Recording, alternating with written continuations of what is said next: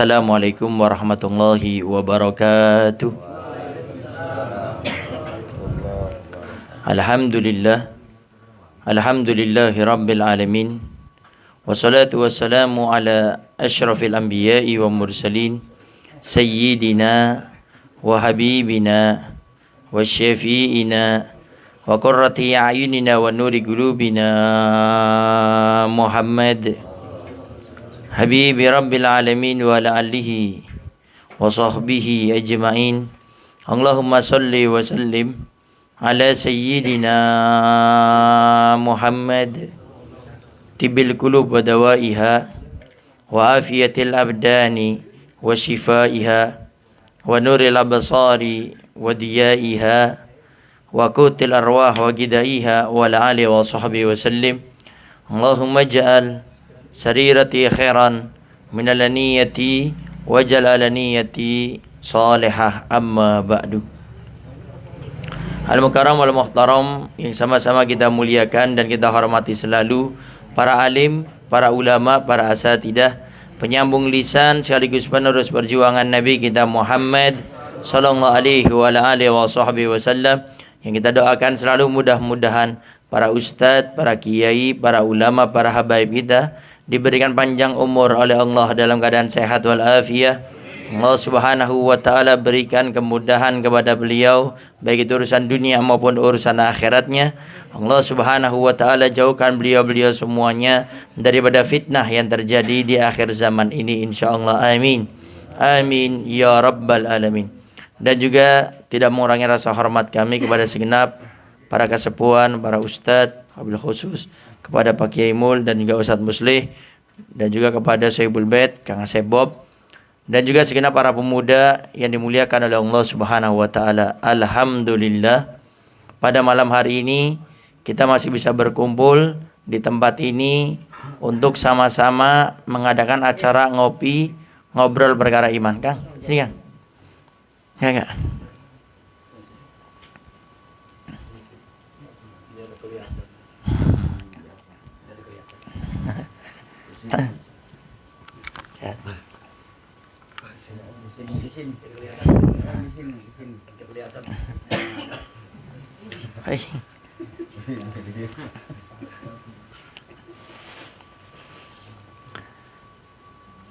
Setiap malam Sabtu kita mengadakan acara ngopi ngobrol perkara iman, tanya jawab seputar masalah agama.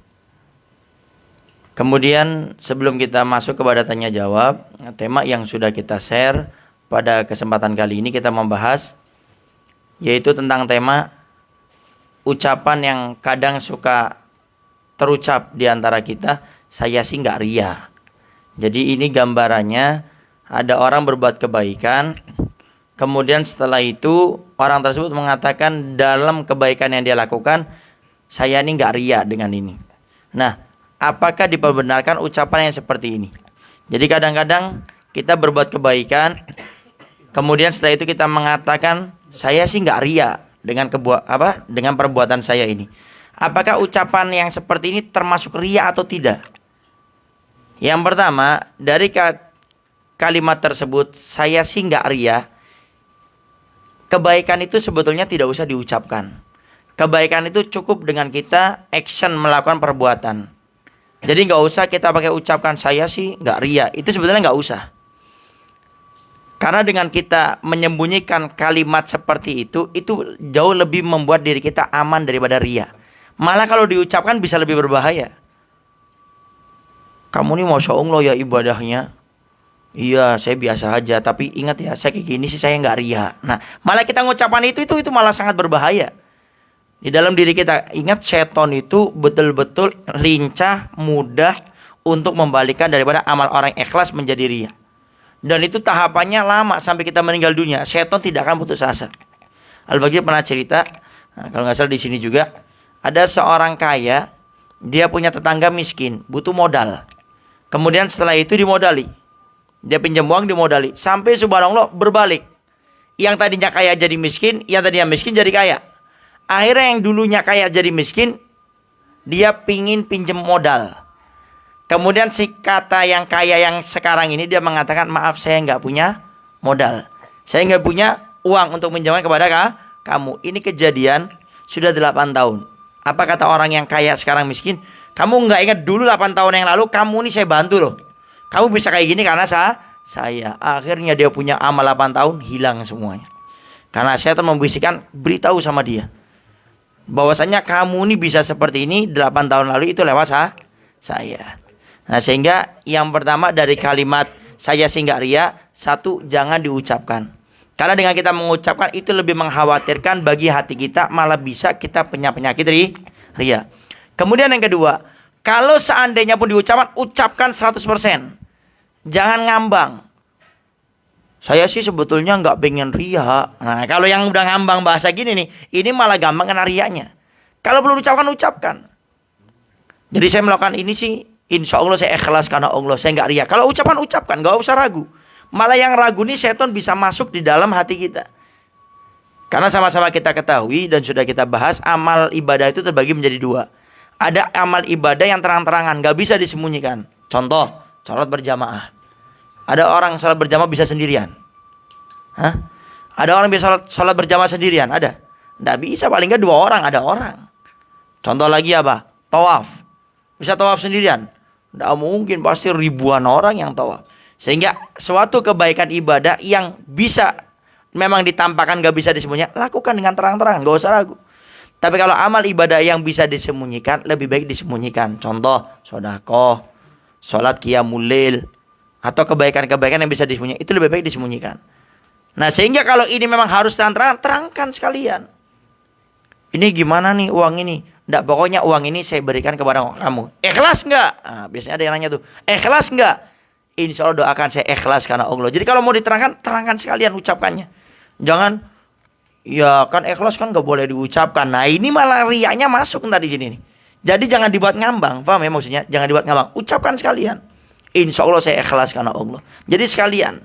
Jadi yang pertama tidak usah diucapkan, lebih bisa menjaga niat hati kita. Kalau harus diucapkan, ucapkan sekalian agar kita tidak ragu akhirnya riya masuk. Para hadirin yang dimuliakan oleh Allah Subhanahu wa taala, mungkin itu saja ya yang Al-Faqir sampaikan tentang tema kita. Sekilas tadi masalah saya sih nggak riya. Nah, itu sudah kita bahas. Nah, sekarang oke, ada yang jawab aja. Baik, sekarang kita buka, silakan yang mau bertanya. Nah, ini Masya Allah, ini Al-Faqir setiap hari Jumat di tempat beliau. Nah, beliau ini keponakannya Haji Roni yang punya BGT kan ya? BG apa? BGT, Berkah Global Trans. Nah, ini beliau keponakannya. Tadinya ngobrol sama Haji Roni, insya Allah mau datang. Cuma kayaknya fardu kifayah ini. Satu mau wakilnya itu gugur. Nah, Masya Allah. Waalaikumsalam. Makasih banyak. Kirim salam balik kan ya. Nah, Masya Allah. Nah, silakan sekarang yang mau bertanya, fadhol silakan. Wallahu a'lam bishawab. Mangga sambil dilihat deh. Lihat. Kang Aya, silakan jus alpukatnya diminum.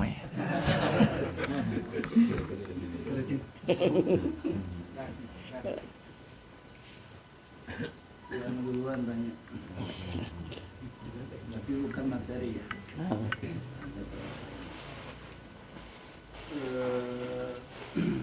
Yang ada kaitannya niat. Biasa di sini kalau niat puasa itu dipimpin sama imam ya. Nah, itu semoga nah. Pertanyaannya, kalau cuman lisan aja ya, sementara hatinya gak ngikuti, gak ada niat, apa sah gak niat? Baik, ada pertanyaan, bukan pertanyaan sih. Ya, ada maklumat info. Bagaimana kalau orang itu kalau niat tarawih kan biasanya dipimpin, ya, nawaitu, saumagodin. Tapi hatinya tidak meniatkan, jadi cuma lisan saja. Apakah itu termasuk daripada niat? Baik, wallahu a'lam bishawab. Tadi ditambahkan oleh apa Pak Kiai Mula Ustaz Muslih.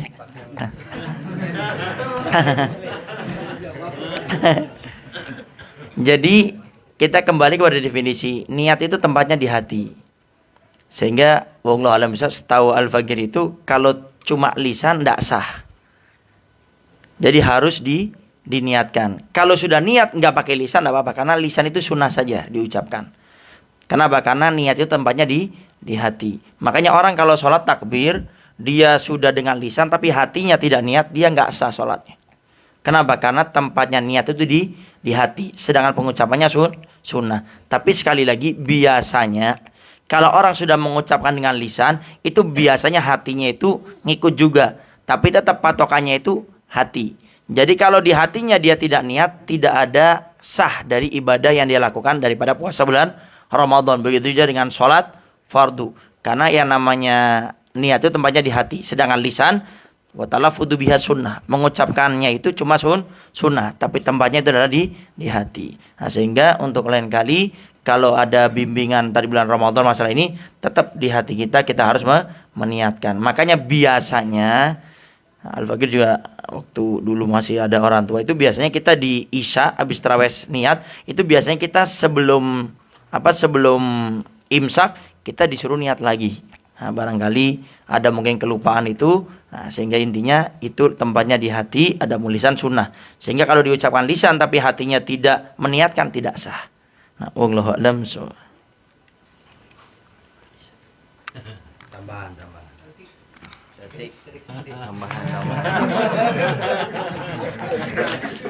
Itu yang pertama. Yang kedua ya mungkin bisa terjadi ya. Ya barangkali udah ada pertanyaan dari dulu barangkali. Kalau seseorang membatalkan puasa Ramadan dengan bersetubuh, apa sanksinya? Ya. Sanksi orang yang membatalkan puasa dengan bersetubuh, kalau istilah sini ya Pak, jima ya. Nah, terus sanksi itu buat suami istri atau buat suami doang? Kalau ada sanksi ya. Terus apa saja sanksinya? Mungkin itu pertanyaan yang kedua.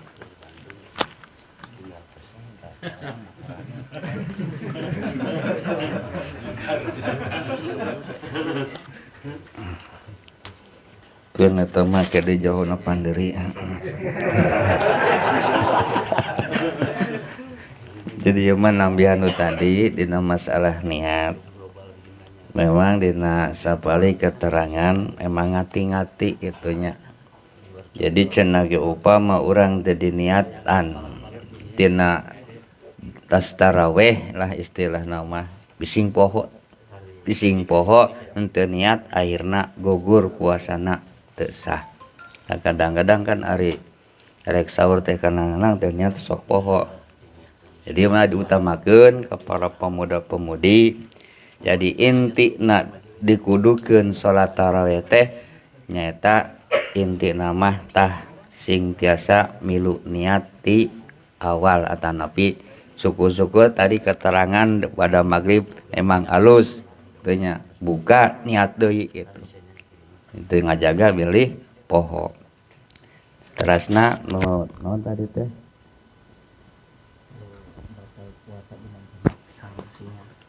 kalau batal jima dina puasa dina ningankeun keterangan memang pilih aya dinu langkung afdol. Memang secara sengaja eta non namina teh dihajakeun pisan gitu, maka sangsina nama nyarada berat gitu. Istilah nama hiji urang kudu ngamerdekakeun atanapi ngaluarkeun sedekah 60 urang yang minimal tina samud. Atanapi nu kadua sangsina daek teu daek wayahna 2 bulan berturut-turut kudu puasa deui. Carana kumaha? Urang mah sameme ieu lah buka bae heula sarana ngabatalkeun heula puasa ame tina sanksi eta gugur. Tapi wayahna gitu ari dosa mah dosa keukeuh. Mana keterangan lamun para pemuda erek kawin gitunya ulah ngadegeutan bulan puasa. Itunya eta teh sapelna makruh gitu. Maksudna bising kaburu tajam dina bulan puasa. Wallahu alam lah segitu mangga. Baik, menambahkan dari Ustadz Muslih. Jadi di antara yang membatalkan puasa itu adalah berjima, berhubungan suami istri. Nah, untuk berjima bagi orang yang berpuasa, dia berpuasa kemudian dia berjima suami istri, maka itu sanksinya yang pertama dia boleh milih. Cuma tetap harus ngikutin yang pertama, harus dia berpuasa 2 bulan berturut-turut. Jadi berpuasa harus 2 bulan berturut-turut. Artinya tidak boleh dia sampai putus. Jadi kalau sampai dia berpuasa 59 hari, satunya batal, ngulang lagi dari pertama. Kemudian yang kedua, anggap dia nggak bisa. Beb, kayaknya saya nggak bisa puasa, saya nggak kuat apa ini, apalagi sampai 2 bulan berturut-turut. Ntar dia boleh memilih, yaitu memberikan makan fakir miskin sebanyak 60 orang. Dan makanannya itu sesuai yang ada di tempatnya yang biasa dimakan. Jadi contoh nasi, kemudian contoh kayak ayam, kemudian minumnya air putih. Itu diberikan sebanyak 60 orang. Nah, lalu bagaimana kalau seandainya orang ini pintar-pintaran? Jadi orang ini karena dia sudah ngebet pengen hubungan suami istri, tapi dia tahu hukum. Oh, ini bahaya ini. Kalau saya batal gara-gara berhubungan, akhirnya dia makan dulu. Setelah makan baru dia berhubungan, maka ini tidak kena daripada sanksi tersebut. Cuma dia tentu melakukan dosa besar. Kata para ulama, kalau seandainya orang itu yang batal puasanya, kemudian dia mengqadhonya, tetap pahalanya tidak bisa untuk dia itu mengalahkan orang yang berpuasa secara sempurna. Jadi jangan akhirnya beranggapan, contoh satu orang, saya nggak kuat saya pengen batal aja, ntar juga bisa saya qadho. Itu dia membatalkan dengan sengaja, tidak ada udzur, itu sudah dosa besar. Kemudian dia mengqadho, itu kewajiban dia. Tapi pahalanya tidak bisa mengalahkan daripada orang yang berpuasa secara sempurna. Wallahu a'lam bishawab. Nah, kemudian juga sedikit mengingatkan, bagaimana kalau suami istri itu dia itu tidak berhubungan, cuma dia ya bersenang-senang aja, mungkin tiduran di pahanya. Maka kalau sampai dia melakukan seperti itu tidak menjadi masalah, tapi hati-hati, biasanya bisa kebablasan. Makanya lebih baik kalau sudah masuk bulan Ramadan tidak usah begitu dekat-dekat dengan istri. Sewajarnya aja, contoh seorang suami mau keluar, istri cium tangan. Kemudian melakukan apa lagi? Yang lain-lainnya. Pokoknya jangan akhirnya terlalu dekat.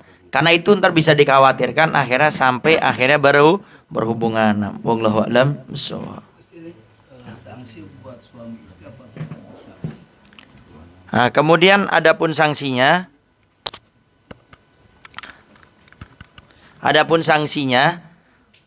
wallahu a'lam bishawab. Apa keduanya ya? Coba ntar gimana pakai? Suaminya aja ya. Berarti sanksinya hanya ke suaminya saja, istrinya tidak. Mungkin ilahnya alasannya apa? Karena memang ada alasannya karena suaminya yang pengen aja, atau ada keterangannya gimana Pak? Mungkin bisa diterangin Pak.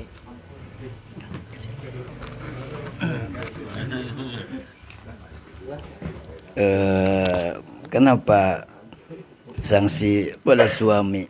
Karena di antara yang membatalkan puasa itu kan masuknya sesuatu ya pada lubang.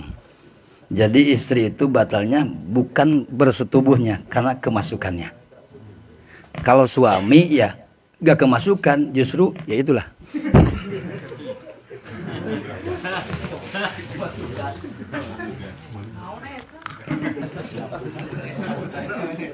Berarti Pak Kiai walaupun dua-duanya sudah sama-sama mau gitu, tetap berarti itu suaminya aja. Baik. Berarti tetap itu suaminya saja yang kena sanksi. Nah, fadhol. Baik. Silakan. Ada lagi? Mangga. Siapa? Kang siapa lupa. Kang Amir.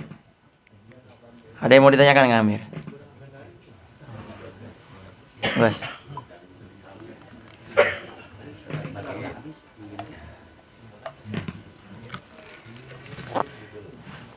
Cek.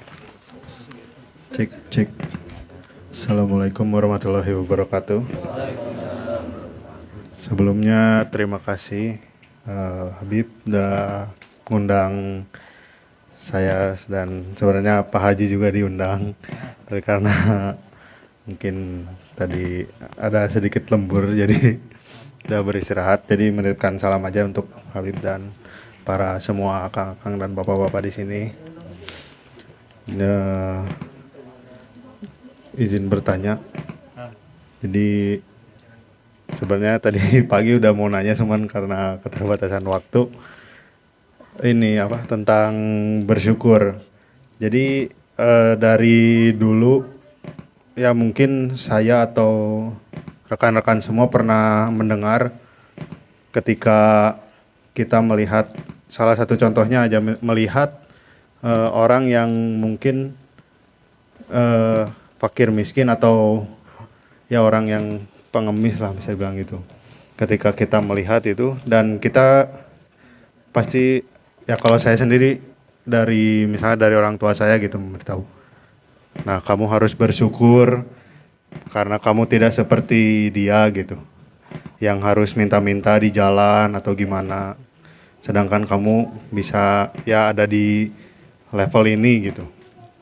Nah, apakah itu salah satu cara untuk bersyukur, di mana kita melihat orang yang mungkin tidak sama dengan kita, karena Allah pernah bilang semua manusia di mata Allah itu sama derajatnya. Mungkin begitu, Bib.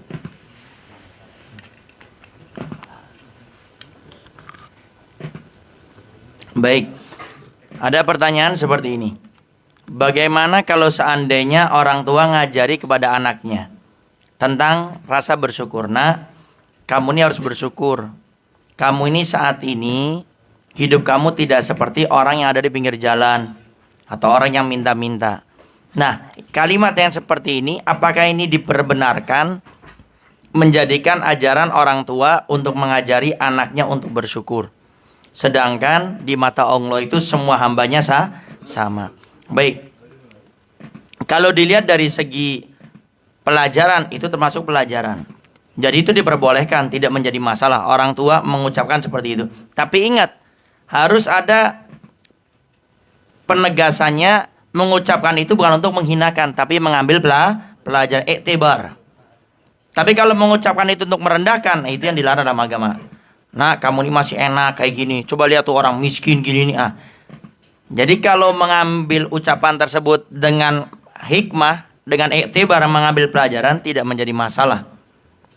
Tapi orang tua alangkah bijaknya mengingatkan, nah, kamu harus bersyukur hidup kamu saat ini tidak seperti mereka. Tapi tetap kita tidak boleh menghina mereka. Itu jauh lebih baik orang tua seperti itu. Tapi kalau ucapan tersebut untuk menghinakan, itu yang dilarang. Jadi kalau cuma mengambil pelajaran, mengambil hikmah, iktibar daripada kejadian orang yang miskin, maka itu tidak menjadi masalah. Tapi orang tua alangkah lebih baiknya memberikan penekanan agar tidak menghina mereka dan merasa diri lebih baik. Tapi kalau niatnya untuk menghinakan, menjatuhkan martabat, itu yang dilarang dalam agama. Wallahu a'lam bishawab.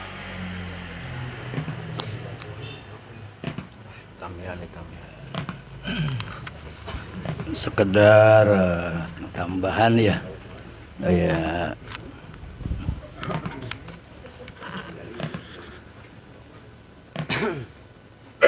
Sama ya. Aduh, gimana ini? Kurang modal aja nih.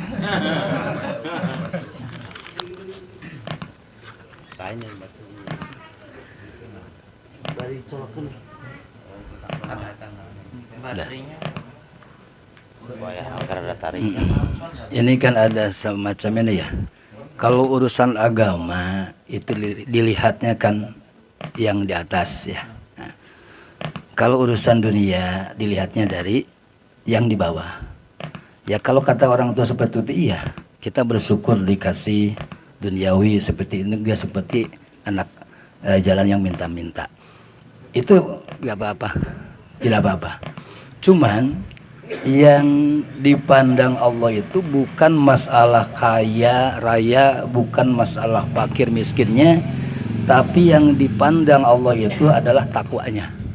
Ya, sekalipun kelihatannya gembel, tapi takwa tetap dipandang Allah itu mulia. Inna akramakum indallahi atqakum. Mungkin itu aja.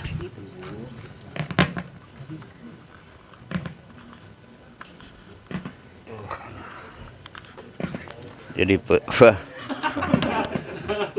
Falolo. Satu.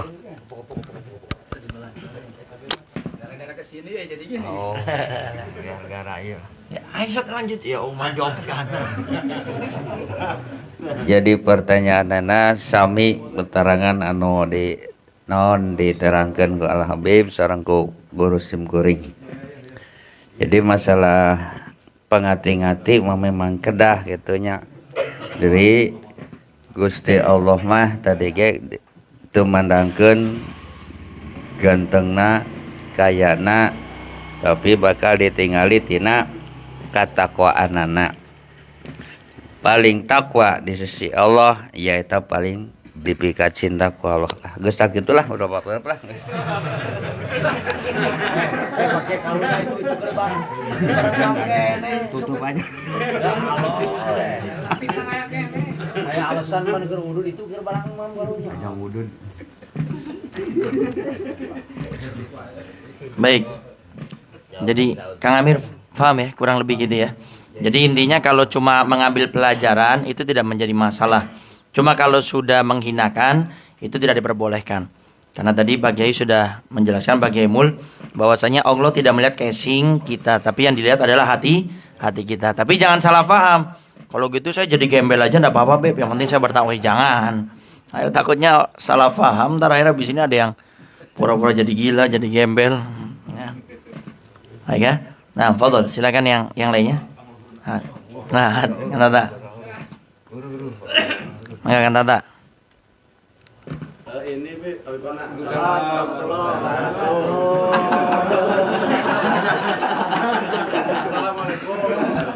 Assalamualaikum warahmatullahi wabarakatuh. Masalah niat. Keumuman di sini orang mau berangkat ngaji ke orang yang meninggal, bahasanya tahlil kan. Yang saya pertanyakan, kata-kata tahlil itu termasuk niat enggak? Kan yuk orang tahlil gitu kan bahasanya gitu. Baik. Ada pertanyaan. Kalau kita mau hadir acara tahlil, kemudian kita cuma mengatakan, "Yuk hadir tahlil." Apakah itu sudah termasuk niat? Ya dikembalikan kepada hati kita. Jadi kalau di hati itu memang dia sudah berniat, ya itu termasuk kategori niat. Karena ada orang berucap tapi dia niatnya enggak. Cuma biasanya kalau kayak tadi itu yang istilah tahlil yuk, itu biasanya kalau sudah dengan lisan itu menggerakkan hati. Karena kenapa kok orang itu niat itu disunnahkan dengan lidah? Karena itu untuk mendorong hati. Makanya biasanya kalau sudah dia berniat dengan lisan, mengucapkan dengan lisan, itu secara otomatis mendorong hatinya. Tapi tetap kalau hatinya nggak niat, tetap dia tidak mendapatkan daripada pahalanya tersebut. Tapi kalau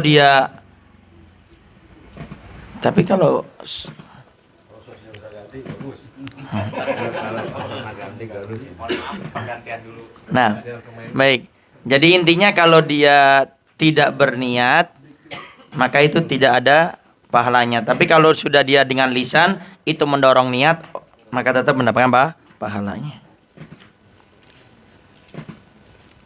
Tapi kalau melakukan ibadah tapi nggak pakai niat, apakah sudah termasuk itu digolong ibadah? Enggak, harus dengan niat tetap ya.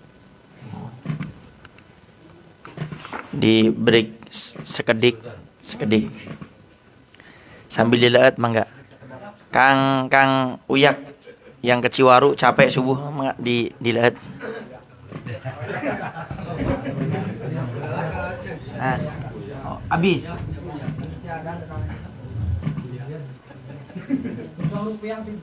Hah? Oh, Masya Allah beliau Ciwaru, Cijemit, Didak. Ini diam-diam ntar tiba-tiba malam Kamis keempat nikah aja. Amin. Jadi pas mau nikah nih gini-gini. Kalau ada.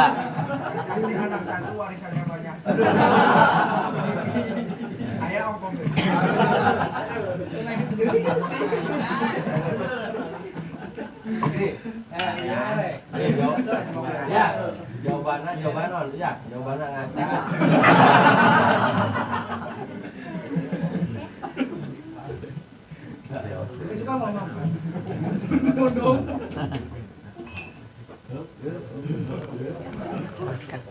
Itu ntar diganti ininya, ntar diganti.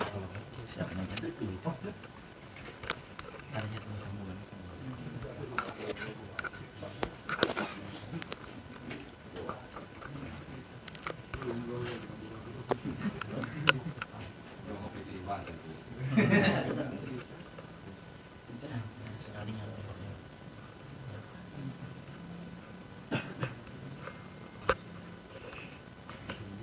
Soalnya mau nanya ya? Tahan dulu.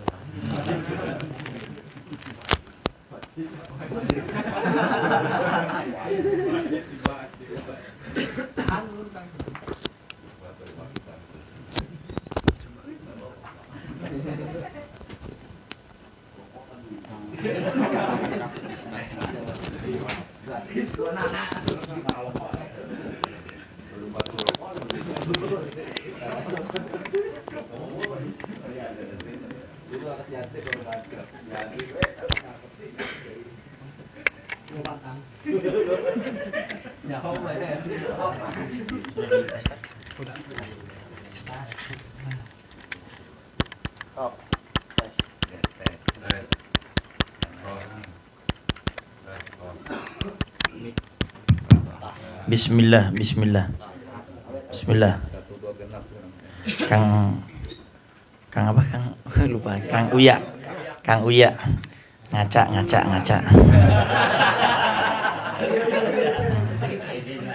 Baik ya. Jadi kembali lagi, pokoknya yang namanya ibadah itu akan dikategorikan dapat pahala dengan niatnya.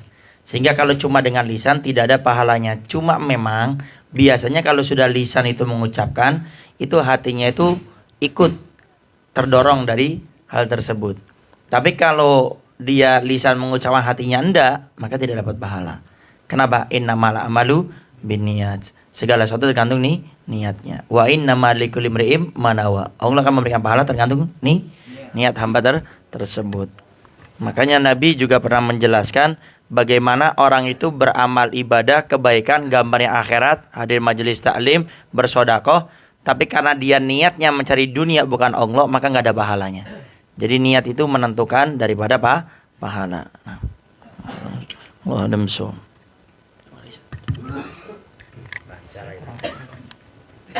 Jadi sekali deui dina masalah perbuatan anu sae gitunya intina kedah diniatan supaya tina pagawean eta teh teu kaasup anu mubadir.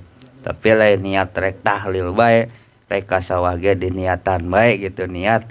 Sebab tina usaha eta diparentah ku Gusti Allah. Jadi jalanna pagawean eta teh nya itu dibarengan anu niat anu ikhlas lillahi ta'ala ambe rada tenang hatena. Maksudna kuat niatna insyaallah dina henteu hasilna oge moal ngaraos mendeungeul dina hate. Jadi pagawean urang nu digawekeun teu mubadir tadi istilaman ku niatna anu hade wallahu a'lam.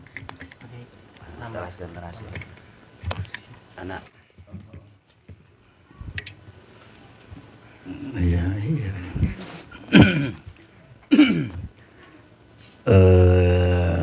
Yang dimaksud Pak Tata niat tahlil itu yang ditanyakan apanya? Pami Assalamualaikum itu lah. Bosan tembalanna. Kan maksudnya bahasanya kan tahlilnya kan ya. Tapi kan tujuan tahlil itu kan nggak pantas doa ka ma'ruf ka sebab. Ya. Kan teu diucapkeun. Nah. Niat nggak pantas ka. Terus kartos kelas. Tina segi awasanana itu terjelas kayak pahala. Udah dapat pahala sekalipun tidak ada niat apa-apa, ikut baca Yasin, baca dan selainnya udah punya pahala.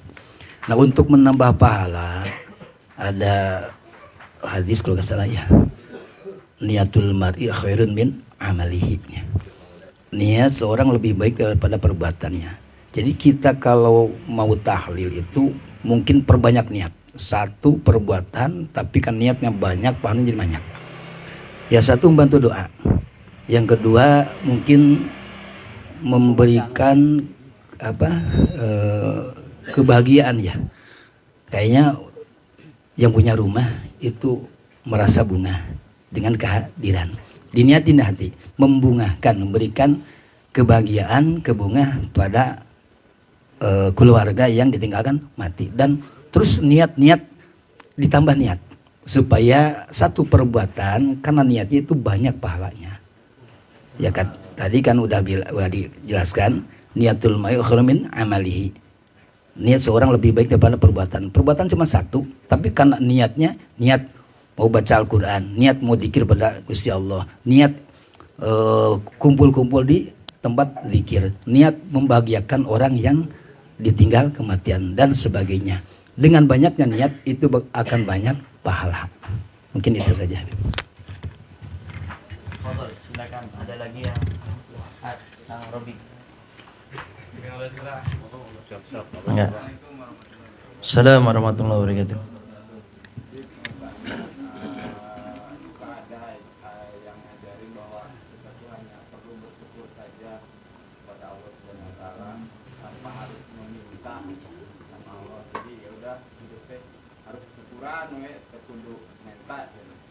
Apakah itu termasuk orang yang sombong apa gimana? Jadi nggak harus minta sama Allah. Baik, ada pertanyaan. Apakah orang kalau dia itu semasa hidupnya itu cuma bersyukur saja? Jadi apa yang sudah Allah berikan kepada saya, ya sudah saya syukuri. Saya nggak pengen nambah, nggak kerja, tidak usaha. Jadi cuma bersyukur saja atas apa yang ada. Apakah itu termasuk orang yang sombong? Yang pertama, Al-Faqih lupa antara mungkin pakai Ustaz Muslih. Jadi ada makomnya orang itu dalam menghambakan dirinya kepada Allah. Ada memang makomnya itu dia menerima atas apa yang telah Allah berikan kepadanya, tapi dia tidak pengen usaha yang lainnya, itu boleh. Tidak menunjukkan dia sombong, enggak. Kecuali dia mengatakan, saya nggak mau apa-apa, sudah saya kayak gini aja, saya nggak butuh dengan nenek. Ini baru sombong, meremehkan orang yang seperti itu. Tapi kalau dia menerima atas apa yang telah Allah berikan, dia tidak kerja, tidak ini, tidak menjadi masalah. Tapi kalau dia itu mengatakan saya nggak butuh bantuan orang, nah, ini kalau dia meremehkan orang jatuhnya sombong di sana. Cuma kalau dia atas apa yang telah Allah berikan kepada dia, dia syukuri, dia tidak bekerja, dia tidak apa, dia cuma itu saja, itu tidak menjadi masalah. Kemudian yang selanjutnya, yang kedua yang perlu diingat tentang masalah Allah Subhanahu wa taala melihat hambanya itu dengan usaha. Makanya dalam Al-Qur'an Allah firman, "Innallaha la yughayyiru ma biqaumin hatta yughayyiru ma bi anfusihim." Allah tidak akan mengubah. Ingat kalimat, Allah tidak akan mengubah suatu kaum, satu kelompok, seseorang sampai dia berusaha untuk mengubahnya. Artinya kalau dia orang itu cuma bilang saya bersyukur kepada Allah, tapi dia pingin dapat yang lainnya, tapi dia tidak usah, itu baru yang dilarang dalam agama. Artinya kalau kita ingin berbuat sesuatu, menginginkan sesuatu, ya kita harus berbuat. Sehingga tidak diperbenarkan ada seorang yang dia itu sudah menikah, tapi dia nggak mau kerja, ini hukumnya haram. Tidak diperbolehkan. Kecuali dia jomblo, dia nggak nikah, kemudian dia nggak mau kerja, ya terserah dia. Tapi kalau dia nggak mau bekerja bisa menyebabkan dia binasa, itu baru hukumnya haram. Jadi kalau dia jomblo, dia nggak bekerja, dia masih bisa hidup, nggak menjadi masalah. Tapi kalau dia itu jomblo, nggak menikah, tapi kalau dia nggak bekerja, nggak cari uang, itu bisa membunuh dirinya secara perlahan.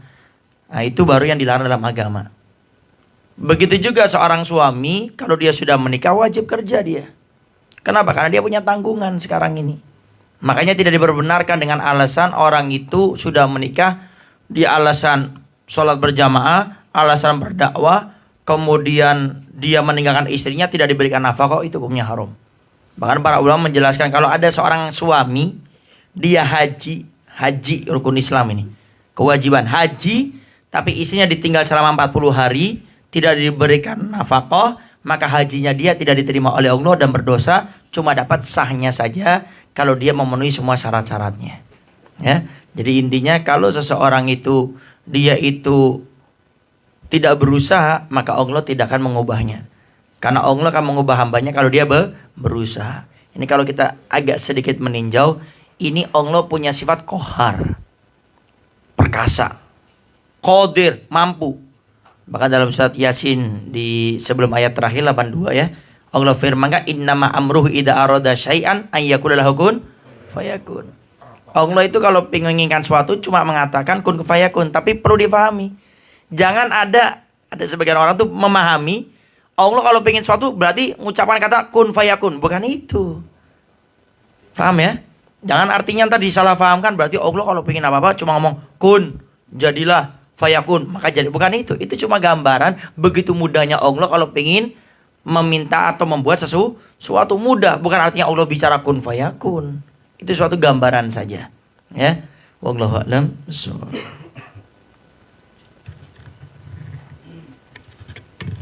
Jadi masalah syukur jeung doa teh ulah pajauh. Sebab aya dina hiji keterangan hadis netelakeun mun teu lepat ya hapunten pun guru. Tara ngabuka. Hadis ngariwatkeun nu kariwayat usaha ad-du'a'u muhul ibadah. Jadi ari doa eta teh sumsumna bikeun kekuatanana kana ibadah. Jadi artina nu syukur urang teh sing dibarengan jeung ngadoa. Bahkan aya deui keterangan pangsewot-sewoteuna na Gusti Allah eta ka jalma nu henteu daek ngadoa gitu. Kadenya. Jadi doa teh ibadah. Jadi sok ayeuna mah syukur alhamdulillah silahkan gitu, tapi sok urang kuatkeun mementa ka Gusti Allah beurang jeung beutingna nu mentana ibadah gitu. Hartos mana wi? Ulah tama lah nurutkeun nyaman kitu mah. Syukur alhamdulillah tinggaleun memang mesti menang sih menang kajeun gitu ge ngan tinggaleun urang moal menang bonus gitu. Kan urang sing loba bonusna wallahu alam.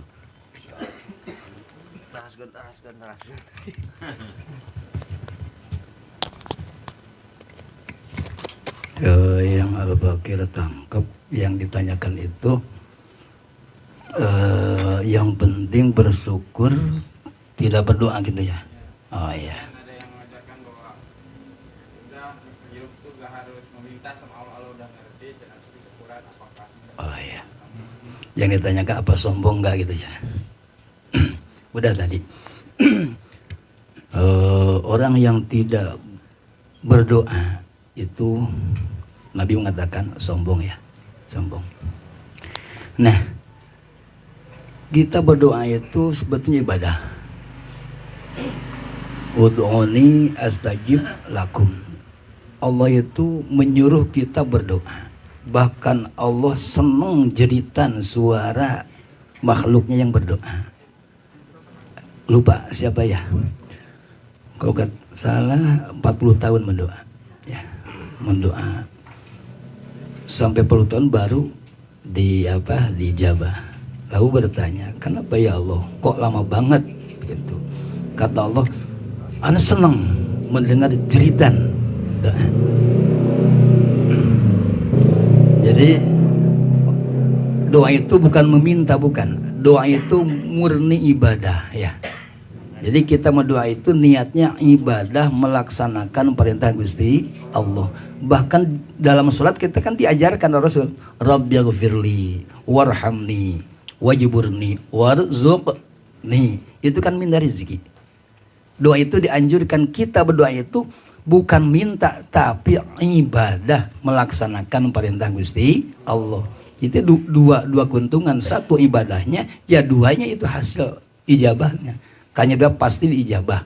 Ada yang kontan di dunia, ada juga ya merupakan pahala di akhirat. Mungkin itu tambahan.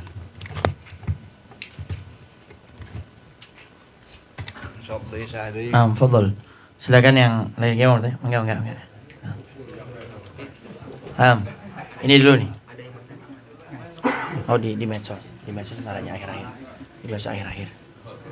Mangga, Kang. Sok, ya tengah. Assalamualaikum warahmatullahi wabarakatuh. Bagaimana Bib talak pilihan itu bisa jatuh talak satu apa tidak? Kalau misalkan kan itu talak pilihan itu diumpamakan kepada fisik ya.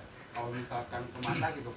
Tapi saya pernah dengar, pernah baca tuh diumpamakannya tuh sama punggung gitu. Kalau misalkan mata atau selain dari punggung jatuh enggak gitu talaknya. Baik, ada pertanyaan, bagaimana hukumnya kalau seorang suami itu menyamakan istrinya itu dengan ibunya, atau yang kita namanya dihar, tapi tidak dari bentuk apa dihar ini? Punggung, tapi ini menyamakannya dari segi selain itu, matanya, hidungnya, telinganya. Apakah itu jatuh talak atau tidak gitu ya? Baik.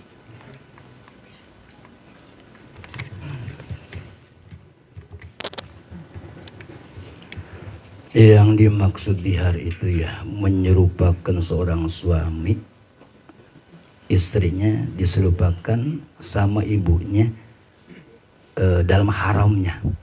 Kalau menyerupakan dia, oh punggung kamu seperti punggung ibuku, mata kamu seperti mata ibumu, itu bukan dihar. Itu jadi mengharamkan istrinya dengan menyerupakan sama orang yang bukan, yang tidak boleh ditikah. Menyerupakan istrinya dengan ibunya, tujuan untuk mengharamkan. Kalau hanya sekadar menyerupakan tubuhnya, kakimu kayak kaki ibuku, matamu seperti mata ibumu, itu bukan dihar. Jadi hari itu ada tujuan mengharamkan istrinya dengan menyerupakan sama ibunya, atau bukan ibunya saja, yang haram kayak adiknya juga sama itu. Ya, yang dimaksud tadi apa cuma menyerupakan postur tubuh atau tujuan mengharamkan? Nah, kalau mengharamkan sama saja. Bukan hanya sekedar punggung, seluruh tubuh dengan tujuan mengharamkan itu sama. Talak satu ya, talak satu.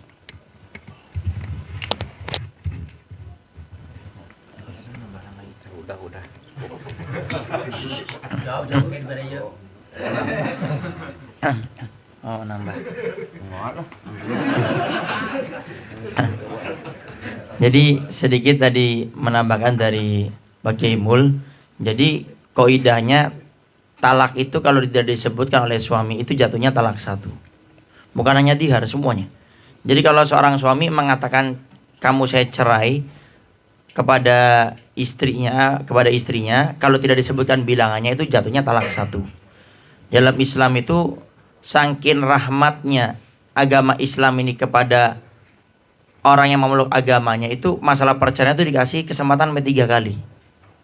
Jadi kalau baru sekali terjadi itu tidak langsung akhirnya tidak ada kesempatan untuk merujuk. Makanya ada istilah merujuk.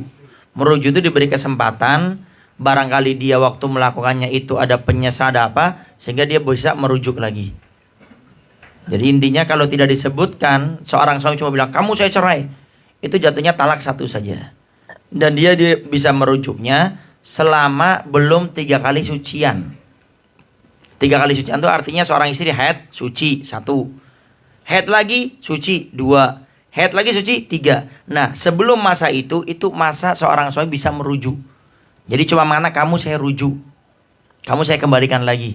Dan itu tidak wajib pakai saksi. Cuma kalau seandainya sudah menyebar, ada orang tahu, lebih baik pakai saksi untuk mengamankan daripada fitnah. Nama Allahu a'lam bishawab. Hadar Kang Uya. Enggak.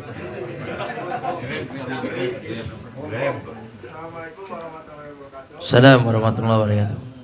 Apakah setiap bencana adalah azab dari Allah Subhanahu wa taala seperti gempa ataupun mendekati tsunami dan semisalnya? Nah, kan dulu juga di zaman Rasulullah SAW, sahabat Umar bin Khattab pernah terjadi gempa. Baik, apakah yang namanya gempa, longsor, banjir, apakah itu termasuk namanya azab?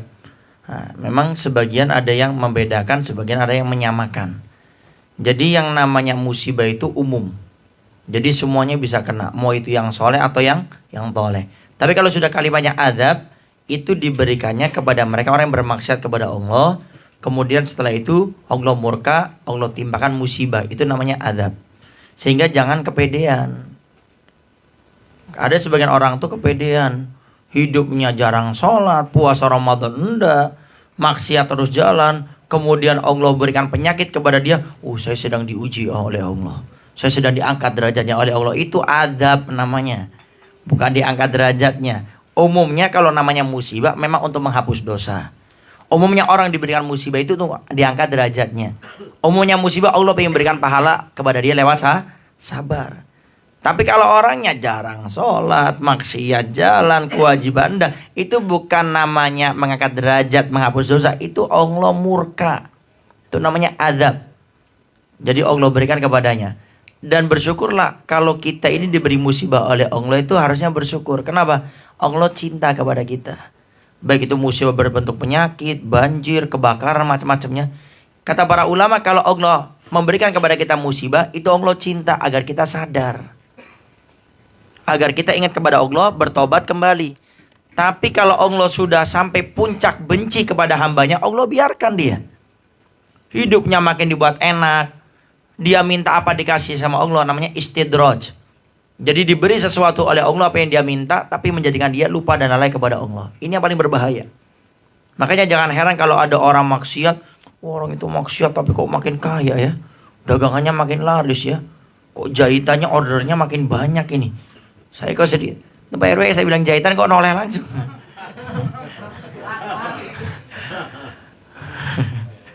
Beras kok makin banyak padahal jarang sholat. Sering nongkrong di jembatan lihat yang haram. Ini namanya istidraj. Jadi Allah berikan itu biar makin lupa sama Allah. Ini yang paling berbahaya kata para ulama. Tapi kalau orang diberi musibah, itu biasanya dia paling gak itu mulai sadar gitu lah. Tapi kalau Allah sudah benci, dibiarkan.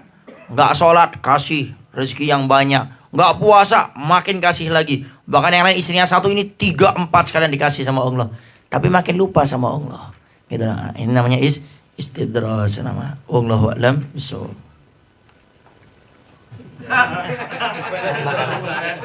Namanya lagi. Udah lah itu.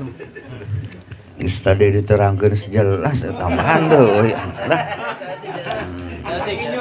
Sautik. Jadi masalah musibah mah geus eta mah geus sunatullah teh ya gitunya. Yang ditinggali posisina. Lamun jalma nyomarasiat bae berarti eta ajab. Mun jalma nu saleh berarti eta Allah arek mere bonus anu kacida gedena. Ujian teh maksudna ngetes keimanan urang sadayana. Kadang-kadang nu leuwih sadar mah sadar. Oh iya teh jadi serba kurang engko salat taat tapi rasana teh kurang bae. Jadi loba larangan-larangan anu ku Gusti Allah can dipigawe. Jadi sadar diri gitu. Bener gitu teh babil khusus gitunya jalma-jalmi nu ari anu teu iman malah geus madinya teh gitu. Kusina mah da intina mah gitulah leuwih afdolna mah mangga dilajengkeun pun guru.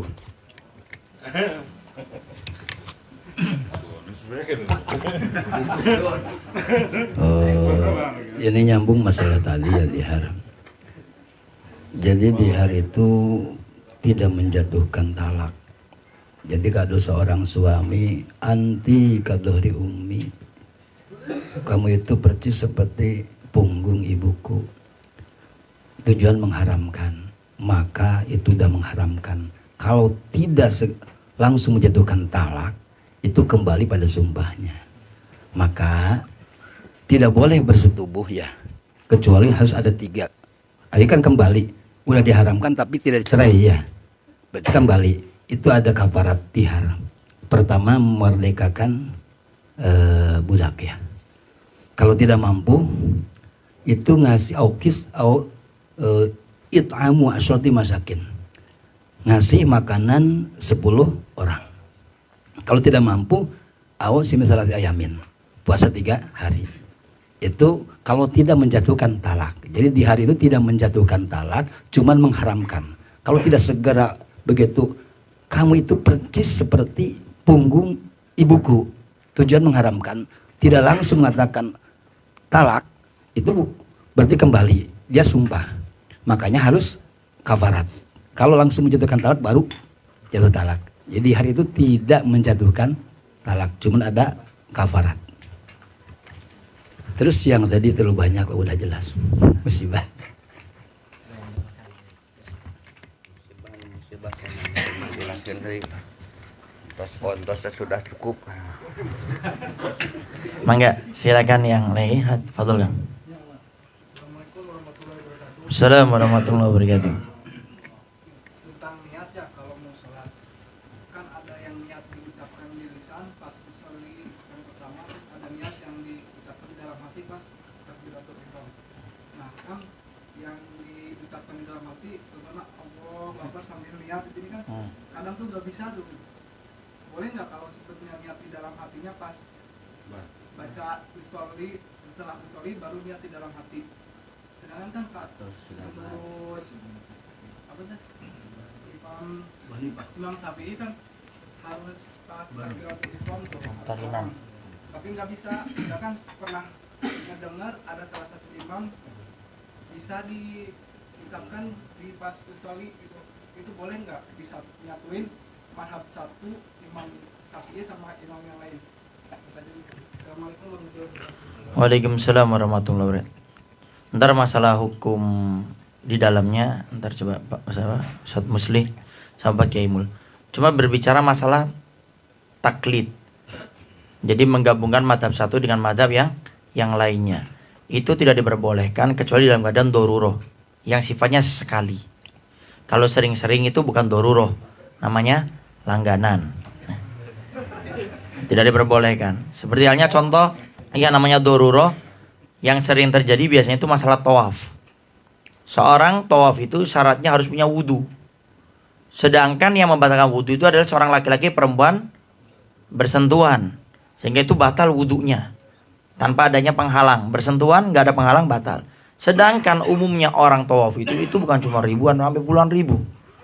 Bahkan kadang-kadang ada orang sampai jatuh keinjak-injak saking banyaknya, sehingga sulit sekali untuk menghindarkan diri daripada bersentuhan. Maka di sana kita bertaklid dengan mata Imam Malik, diperbolehkan laki-laki perempuan yang bukan mahram yang bersentuhan tidak batal, walaupun bersentuhan kulit dengan kulit dengan syarat tidak adanya syahwat. Maka kita bertaklid dengan mata Imam Malik, itu di sana saja. Tapi bahkan disyaratkan juga cara wudhunya kita pun harus pakai madhabnya Imam Malik. Jadi intinya bertaklid itu tidak diperbolehkan kita mencampur adukan yang namanya madhab.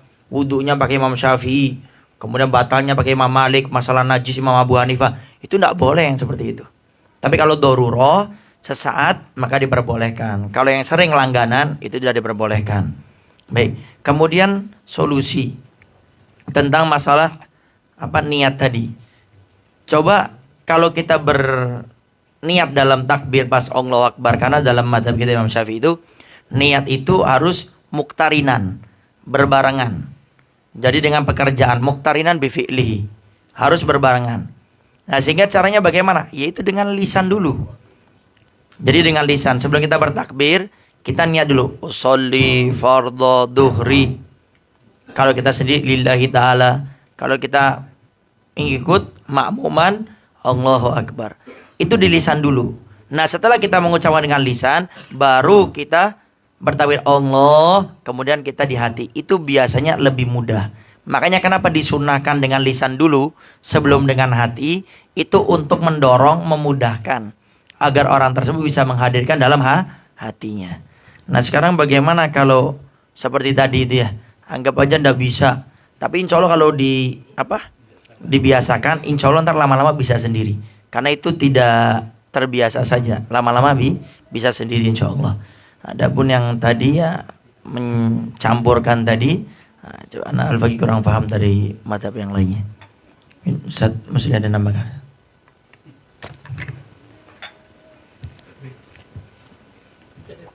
Jadi masalah takbir tadi sakumai terangkan memang jelas gitunya. Jadi takbirna rada panjang pirak buhatena disanapun kuring ngalaksanakeun salat opat rakaat fardu karena Allah teu bisa maasa piraku. Lamun teu bisa eta teh lainana eta tadi hatena teh dieusian ku kamangmangan. Mangmang eta intina. Mangmang aya jurig mangmangan. Nah, sampai iraha bae gitu mal bisa pantatkeun bae minimal gitu dina harita keneh gitu nya. Jadi usahakeun ulah sampai asa kurangnya engkena asa-asa bae sampai iraha bae. Heujeunkeun gitu, usahakeun gitu lah. Usahakeun lamun urang bade nganut Imam Syafi'i. Tapi tadi anut cenah ge di dijieun kesempatan ieu kan teu kenging lamun tina kamadorotan mah memang diperbolehkeun gitu. Wallahu alam. Mangga.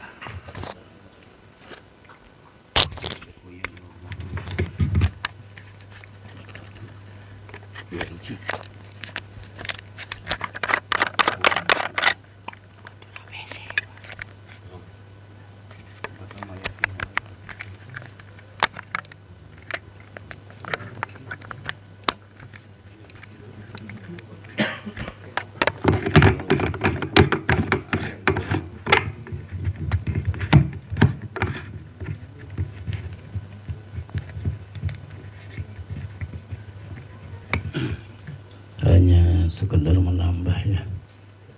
Ya kadang-kadang kita ini ya, kita yang dari dulu diajarkan lafaz niat itu pakai bahasa Arab. Akhirnya tidak bisa membantu hati kita karena yang diucapkan dengan lisan itu hati kita tidak mengerti. Usolli fardhu zuhri, apa sih itu sampai sholat? Tapi tidak apa-apa. Cobalah diganti dengan bahasa Sunda. Kalau Sunda, niat abdi sholat duhur opat. Sampai orang ngambil pertamaan wajib baik. Niat abdi sholat duhur. Niat abdi sholat fardu duhur. Makmum. Terus cekap. Upama ina niatnya diperpanjang. Niat abdi sholat duhur opat rakaat madlu ka kiblat. Makmum kana Allah Ta'ala. Sementara belum siap hati kita. Mungkin itulah yang jadi masalah. Coba kita permudah dulu ya. Bisa dibantu dengan bahasa kita. Kalau kita orang Sunda, gak apa-apa. Ini aliran apa nih kok bahasa Sunda? Niat abdi sholat fardu duhur makmum karena Allah. Insya Allah hati kita akan ikuti karena paham dengan bahasa. Tapi kalau kita bahasa Arab, usolli fardhu duhur itu kan bahasa Arab. Sementara tidak begitu mengenal arti kata-kata usolli. Coba biar mudah ya, dengan bahasa Sunda aja. Niat abdi sholat fardu duhur makmum. Allahu Akbar. Insya Allah hati menyambut. Kenapa? Karena paham dengan bahasa. Nah, itu jadi masalah itu. Tapi jangan keras-keras nanti kok ini ada apa masuk ke Sunda. Nah setelah kita yang padunya niat abdi sholat fardu duhur makmum udah cukup. Nanti ditambah, udah terbiasa tambah niat abdi sholat fardu duhur opat rakaat terus berulang. Udah terbiasa ya, tambah lagi yang sunnah niat abdi sholat fardu duhur opat rakaat madhab ka kiblat. Jadi kalau kita langsung kita pakai bahasa Arab usolli fardhu dhuhri arba rakaatin dan seterusnya, itu artinya apa? Pokoknya itu sampai sholat. Nah itulah masalahnya. Jadi ini masalahnya. Karena memang ya dari dulu itu cara mengajarkan karena bahasa Arab. Sementara yang di hati itu kan bahasa Sunda. Akhirnya ngalir ngidul. Ya. Cobalah untuk mempermudah. Kalau udah bisa ya pakai bahasa Arab nggak apa-apa. Untuk mempermudah yang sulit niat itu aja pakai bahasa kita. Ya. Niat abdi sholat Allahu Akbar. Karena tadi udah disundakan ya. Niat abdi sholat fardu duhur Allah, insya Allah hati menyambut karena bahasa kita. Itu aja ya.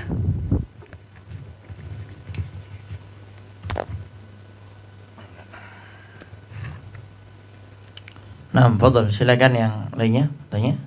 Kang Samsun. Waalaikumsalam warahmatullahi wabarakatuh.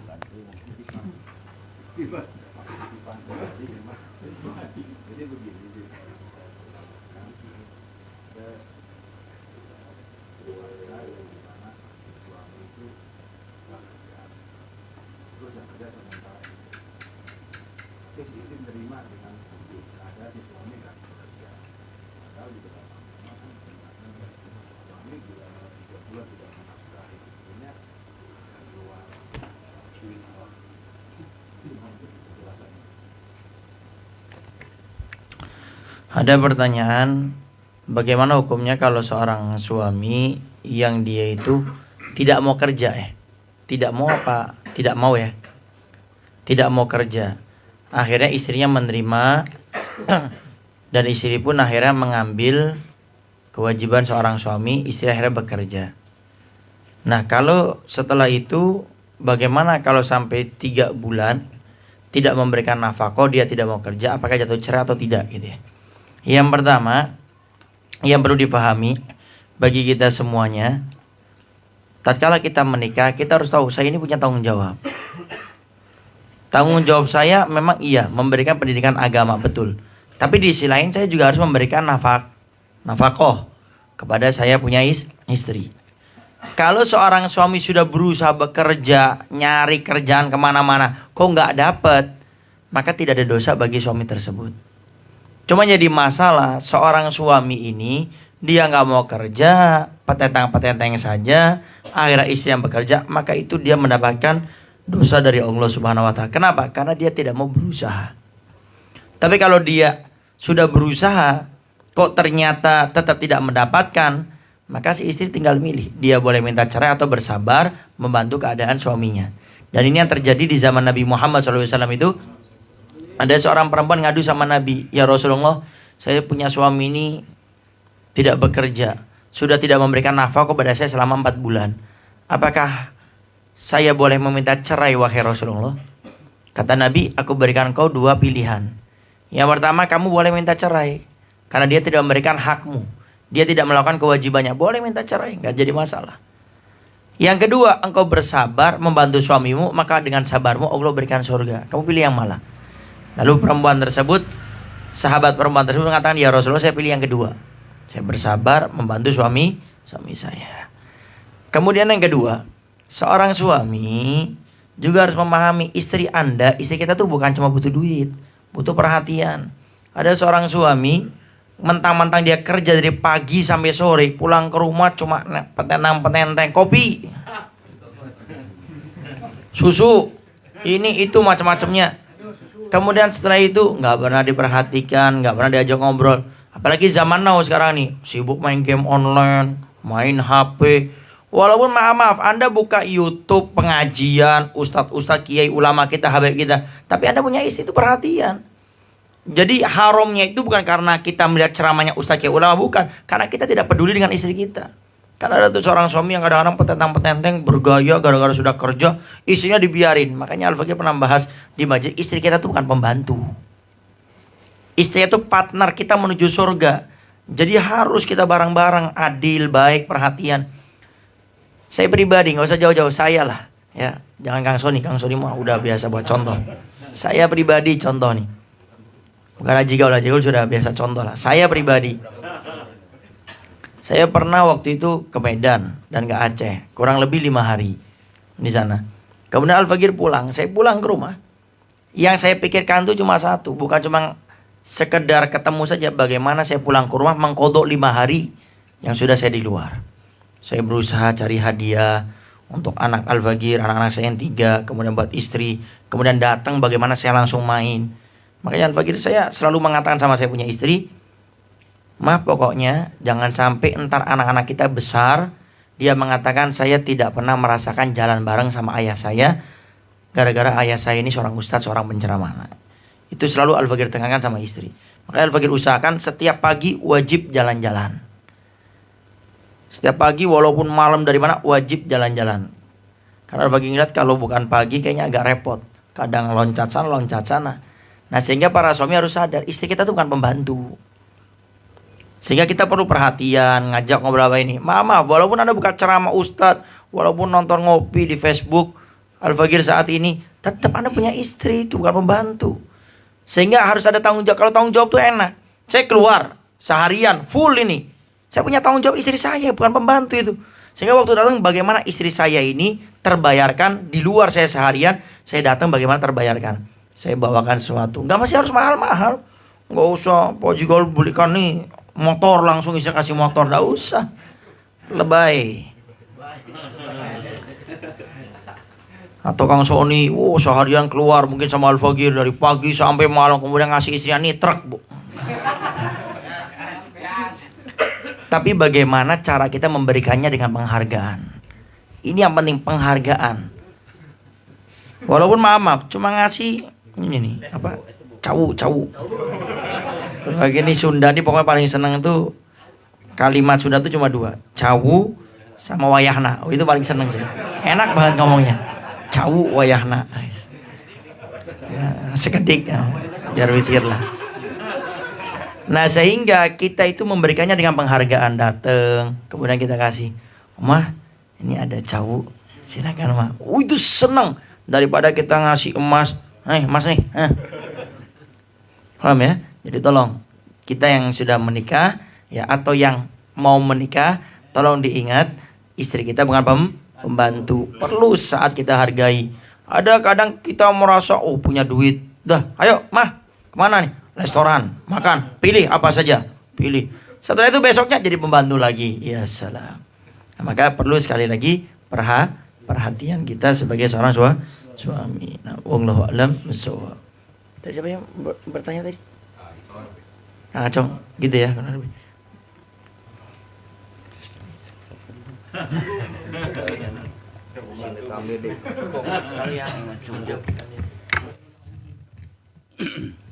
Ini problem keluarga ya. Sedikit ya mendasari. Kadang-kadang ya suami memperlakukan istrinya seperti pembantu. Ini ya mungkin udah tradisi ya.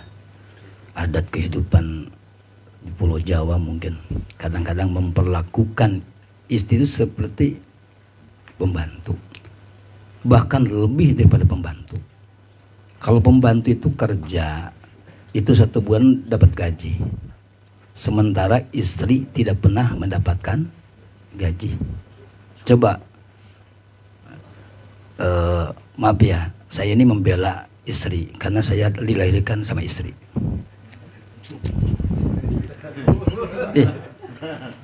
Jadi saya sangat membela ibu karena saya dilahirkan dari ibu. Dan hak-hak ibu kita ya banyak yang dirampas sama suaminya. Yang namanya istri itu kerja dari mulai terbit matahari sampai terbenam mata suami. Benar ya? Jadi kerja istri itu dari mulai terbit matahari sampai terbenam mata suami. Dan tidak ada nilai harga. Sebetulnya ya yang belum menikah jangan takut ya. Jangan takut. Karena pekerjaan sehari-hari, mencuci pakaian, ya, mencuci piring, memasak, itu bukan kewajiban istri. Mencuci pakaian, memasak, itu bukan kewajiban istri. Kewajiban suami, apalagi mencari nafkah, ya. Itu kewajiban suami. Sementara terbalik ya, yang nyuci istri. Bahkan maaf, air susunya kalau minta dibayar wajib dibayar. Kalau si istri ya menyusui anaknya, minta dibayar itu wajib dibayar. Jadi masya Allah ini hak-hak istri yang banyak dirampas sama suami. Tapi kadang tidak sadar. Nah, apalagi masalah nafkah. Udah tadi jelaskan masalah nafkah. Kewajiban suami itu ngasih nafkah ya. Yang mampu itu 2 mud satu hari. Kalau yang pertengahan 1 mud setengah. Kalau yang pas-pasan 1 mud itu kewajiban. Beras. Bukan cuman beras, tapi dengan lawuh. Bukan beras lawuh, masaknya juga kewajiban suami. Sementara yang masak istri, yang memandikan istri, yang mencuci istri, yang menyusui. Kalau suami membantu nyusu paling. Ini banyak hak istri yang dirampas sama. Nah, masalah ini ya di dunia juga apa-apa. Tapi kalau istri tidak ridho, nanti di akhirat ditagih jadi hutang. Di kitab-kitab ini udah dijelaskan ya. Hari ini tidak bisa ngasih nafkah. Tidak bisa nafkah. Itu kalau tidak ridho jadi hutang, harus bayar. Sehari, 2 hari, sebulan. Tidak ridho itu jadi hutang. Di dunia iya, tapi di akhirat ditagih. Makanya ya tadi udah dijelaskan. Yang penting kita kan usaha, ya, berusaha. Kalau udah berusaha berangkat pagi sampai pulang sore tidak berhasil, ya gimana? Tidak dosa, tidak dosa. Cuman sekarang tidak dosa ya, tetap si istri ada hak bisa minta cerai atau tadi sabar. Kalau sabar ya insya Allah diganti surga.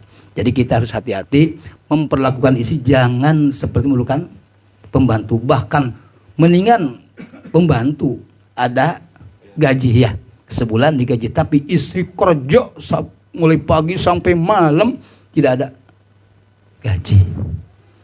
Kasihanilah istri, karena kita keluar dari istri. Harus lebih sayang kepada istri daripada, nah itu aja lah.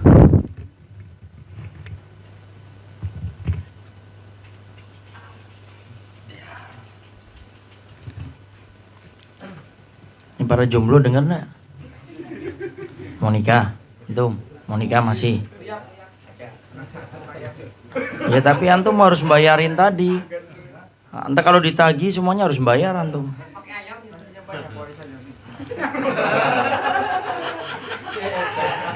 Nah, Fadl, silakan yang bertanya. Fadl, silakan. Masalah pernikahan nih. Nah. Assalamualaikum warahmatullahi wabarakatuh. Untuk masalah pernikahan, kita di sini banyak anak muda yang belum menikah di sini ya. Pertanyaannya, apa saja yang perlu dipersiapkan menjelang pernikahan gitu? Assalamualaikum warahmatullahi wabarakatuh.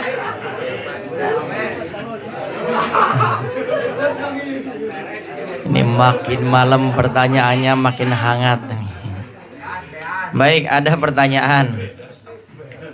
Tatkala kita mau nikah persiapannya apa saja? Ini sama ya. Mau itu yang masih muda atau yang apa, pokoknya semuanya wajib ada persiapan dalam menikah. Nah, persiapan yang harus disiapkan yang paling penting dalam pernikahan itu bukan uang, bukan kerja atau gotrok atau yang lainnya, enggak. Tapi adalah memberikan kita ini semuanya harus tahu tanggung jawab kita sebagai laki-laki, perempuan apa. Saya laki-laki, suami, kewajiban saya apa. Saya sebagai seorang perempuan, seorang istri, kewajiban saya apa. Karena banyak perceraian itu ternyata ujung-ujungnya karena nggak tahu tanggung jawab masing-masing. Sehingga saya sebagai seorang suami, kewajiban saya apa, kayak tadi coba lihat. Pakai mau menjelaskan, itu kan lumayan banget itu. Bagaimana ternyata tanggung jawab suami itu besar sekali. Tapi ternyata seorang istri dengan kelegowoannya, dengan kesabaran, keikhlasannya, dia tidak nuntut. Dan di sini seorang suami harus tahu. Nah, kalau seorang suami sudah tahu kayak tadi, saya yakin nggak berani seorang suami bentak sama istrinya. Kenapa? Karena selama ini ternyata yang dilakukan istrinya semuanya harus dibayar dalam agama. Wajib kita memberikan uangnya, tapi dia tidak pernah nuntut. Nah, tatkala seorang suami tahu tanggung jawab yang seperti ini, bagaimana perjuangan istri? Gak mungkin dia seorang suami waktu melihat istrinya lelet buat kopi atau masak gak enak, kurang garam, kurang enak, langsung kita ceraikan dia, enggak. Maka di sini harus tahu tanggung jawab. Seorang istri tahu tanggung jawabnya. Kewajiban saya taat kepada suami selama tidak menyuruh kepada yang haram. Itu yang pertama, tanggung jawab. Jadi intinya harus paham tentang masalah ilmu menjadi seorang suami yang soleh dan menjadi seorang istri yang soleha. Dan seluk beluk di dalam rumah tangga tersebut. Bagaimana kalau sudah berbeda pendapat? Bagaimana kalau mertua sudah mulai ikut campur dalam kehidupan? Bagaimana kalau seandainya suami saya lebih mengedepankan orang tuanya daripada saya sebagai seorang istri? Bagaimana suami saya kalau punya uang dia suka traktir teman-temannya, tapi ke rumah malah jarang, malah kurang? Itu kan harus betul-betul difahami. Nah, kemudian yang kedua, persiapannya adalah mental kita untuk menikah. Uang nomor sekian, mental dulu. Ada orang sudah punya uang, kaya, kerjaan, mapan, punya rumah, tapi mentalnya kurang, nggak nikah-nikah. Kenapa? Karena dia punya mentalnya ini enggak. Padahal menikah itu yang penting kita sudah belajar, saya sebagai seorang suami tanggung jawabnya apa? Kemudian mental harus ada, bismillah. Karena nggak jarang orang sampai usia mungkin 100 tahun belum menikah, ada mungkin. Kalau ada itu. Nggak menikah, kenapa? Karena dia banyak ragunya, mentalnya enggak ada. Padahal kalau menikah itu yang penting saya sudah punya tanggung jawab, ilmu masalah seorang suami saya sudah tahu, kemudian saya juga entar setelah itu berusaha untuk bekerja, maka dia akan mudah untuk menikah. Kemudian yang ketiga, setelah dia punya mental, ya dia harus memiliki motivasi untuk bekerja. Jadi bekerja itu walaupun orang tersebut belum punya pekerjaan, nikah boleh. Ya, yang jomblo-jomblo, Beb saya belum punya pekerjaan tetap, bagaimana Beb? Pengen nikah saja. Cari yang sekiranya mau sama kita. Ya. Jangan berharap ada ndak yang mau sama saya gitu loh. Jadi tatkala kita pengen nikah itu yang penting kita ini punya etika baik. Saya setelah menikah saya tetap akan berusaha. Tapi manakala ada mertua kita yang mencarat, kamu harus kerja dulu, kamu harus punya rumah dulu, tinggalkan itu mertua. Kalau mertua itu tinggalkan. Belum nikah sudah membuat pusing, apalagi setelah menikah. Dan jangan setelah itu, Beb, tapi kan saya sudah cinta sama dia, Beb. Mau kayak apa ntar akhirnya saya hidup saya ini galau ini. Yakin kalau kita ditolak oleh seorang perempuan atau orang tua seorang perempuan, yakin dalam diri kita Allah sedang memilihkan yang terbaik di antara yang baik. Ini cara salah satu biar kita move on daripada seorang perempuan yang kita dambakan menjadi pendamping hidup ternyata tidak. Yakin Allah sedang memilihkan yang terbaik di antara yang baik. Allahu a'lam bishawab. Sakedik bede dah. Jadi inti nama kieu niatku nu kuat sejak ibadah. Lamun urang keyakinan sejak ibadah ka Gusti Allah, insya Allah jalan keluarna pasti aya. Tapi lamun urang niatna bobodoan, eta mah celaka anu kitu mah nya, celaka. Jadi syaratna kuatkeun heula niat kuring nikah teh ibadah karena Allah jeung karena Rasul. Duanya nu kaduana geus padu boga eta beno ngaranna teh pekahna geus sakitu bae geus masalah imah nomor 70. Ya. Tah sabada dikuatkeun duanana sok kuatkeun sampurnakeun ibadah ka Allah, insyaallah imah bakal dibere, segala bakal dibere, asal yakin gitu. Ya. Jadi lah pemikiran mobil imah segala, kabur manten mana jalma teh teu karawin ya gitu mikiran. Mikiran ibadah mah gampang, ibadah we geus geus lah kitu syaratna. Mangga teh.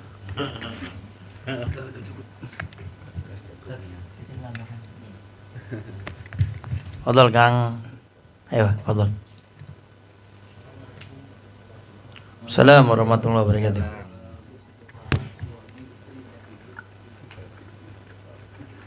Jadi bagaimana sikap kita seorang suami bila ibu kita ada kesalahpahaman sama istri.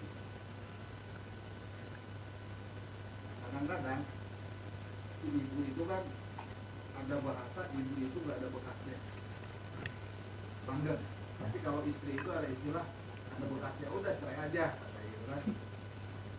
Bahasa yang mungkin. Jadi saya minta pandangan dari Habib, dari kiai-kiai ini, bagaimana sikap saya menghadapi masalah seperti itu. Assalamualaikum warahmatullahi wabarakatuh. Ada pertanyaan, bagaimana sikap kita sebagai seorang suami tatkala mendapati istri kita ini yang sedang bertengkar atau tidak akur dengan ibu kita. Apakah kita ceraikan saja dengan istilah ibu itu tidak ada bekas. Kalau istri itu ada bekas. Yang pertama, istilah itu nggak boleh dipakai. Karena istilah seperti itu istilah yang tentunya tidak benar yang seperti itu. Tapi yang ada, seorang suami tetap arijal qawwamun 'alan nisa. Seorang laki-laki itu pemimpin itu mengayomi. Jadi tatkala kita ngeliat istri kita nggak baik dengan ibu kita sebagai seorang suami harus berada di tengah. Tidak boleh cenderung ke ibu, tidak boleh cenderung ke istri. Sehingga antara waktu akan memberikan sikap, pandangan itu jelas. Memberikan pandangannya itu jelas, sehingga dilihat dengan detil. Maka yang pertama, istilah itu satu, tidak boleh ada. Jadi tidak boleh akhirnya gara-gara istilah itu, kemudian akhirnya kita cerai langsung, kita punya istri. Padahal itu, naudzubillah dari kesalahan kita punya ibu yang sebetulnya bisa diluruskan. Maka yang pertama itu istilah dibuang dulu, tidak ada yang seperti itu. Kemudian yang kedua, bagaimana kalau terjadi perbedaan pendapat, bahkan mungkin sampai rusuh, sampai sudah keluar kata-kata, bahkan mungkin sampai sudah main fisik. Yang sebagai seorang suami, maka kita harus tahu dulu permasalahannya itu apa. Karena ingat, ini apalagi masalah perempuan. Perempuan ini kadang-kadang kecil jadi besar karena pakainya perasaan. Sehingga kita harus tanya satu persatu di tempat yang berbeda, di waktu yang berbeda. Tanya kepada kita punya istri apa, tanya kepada ibu kita apa, sudah tahu. Yang ketiga, kita fokus cari solusinya. Kalau sudah ketemu solusinya, kita sampaikan. Dudukan keduanya kita jelaskan, atau satu persatu kita panggil, kemudian setelah itu kita jelaskan. Tapi biasanya seorang suami di sini kalah dengan istri, kalah dengan ibu. Apa yang dilakukan? Maka seorang suami harus cari orang ketiga. Dan itu solusi dalam agama. Kalau kita dengan istri kita sudah tidak bisa ditemukan dalam salah satu perdebatan, maka kita cari orang ketiga. Begitu juga dengan keadaan tersebut. Kita cari orang yang sekiranya disegani sama ibu, disegani sama istri kita, netral orangnya. Sehingga ntar dia tidak akan cenderung ke ibu, tidak cenderung ke istri kita. Nah, ntar biar beliau yang membicarakannya. Nah, kalau seandainya sudah dibicarakan, anggap saja dan insya Allah selesai. Anggap aja nggak selesai, kita anggap yang pahit, nggak selesai, malah makin jadi lagi. Oh, kamu ngadu-ngadu sama orang ya? Ini ibu kamu yang melahirkan kamu, malah ibu kita marah sama kita, istri pun marah. Bagaimana kalau sudah seperti ini? Kita tidak usah hiraukan dulu keduanya. Biarkan dulu, karena sedang diliputi oleh hawa nafsu. Sudah dibisiki oleh syaitan yang begitu keras mungkin di telinganya. Maka biarkan sampai pada waktu yang mereka sudah mulai melupakan atas itu semua, baru kita mencari orang ketiga yang lainnya yang beliau segani. Sambil tentunya kita berdoa. Dan itulah intinya rumah tangga itu tetap kita sebagai seorang suami harus bijak. Dan memang ini masalah pelik. Kadang-kadang solusi ini juga nggak selesai. Cuma yang paling jelas harus dilakukan seorang suami, dia harus berada di tengah. Menanyakan dari kedua belah pihak, masalahnya apa, fokus cari solusinya. Dan tetap seorang suami tidak boleh sampai menceraikan istrinya. Tapi kalau seandainya istri kita sudah diberikan pemahaman, tapi istri tetap nggak paham, kita tetap berikan pemahaman. Kalau nggak bisa, bagaimana kita punya istri ini tidak sampai ribut kepada ibu kita. Itu yang terakhir. Jadi kita minta istri kita untuk diam, tidak usah meladeni ibu kita. Allahu a'lam bishawab. Tina masalah itu terus digambarkan, sadaya manusia pasti aya masalah. Reknu itu reknu kabeh jamaah hirup pasti aya masalah. Tiap masalah eta aya keterangan firman Allah, aya naon namina teh aya teh wa'fu anhum wasyawirhum fil amri. Jadi lamun kejadian sapertos kitu, urang sadayana sok dimusyawarahkeun carana kumaha. Lamun angger bae teangan bibitna anu matak ieu teh nu mana gitu. Geus menit-menit ting mah eta malah terserah bae gitu nya. Nu penting mah beunang musyawarahkeun sateka pola sakuat tanaga. Jadi ulah intina cenah geus kitu serahkeun ulah. Jadi teangan ieu na non lamun jara jurig mah buhulna eta teh nya. Eta nya panyakit ati naon biasana eta teh aya panyakitan gitu. Jadi sok dimusyawarahkeun sedemikian rupa lamun geus beak teka itu nyata mah wallahu alam kumasalira bae eta mah rek milih indung rek milih rupiah gitu.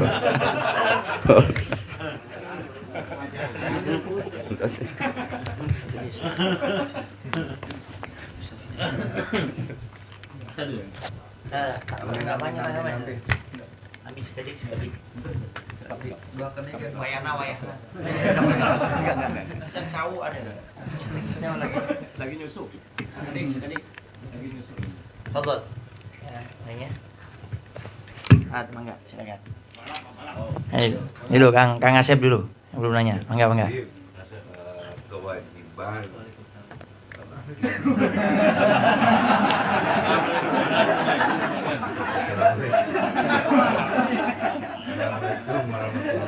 Assalamualaikum warahmatullahi wabarakatuh.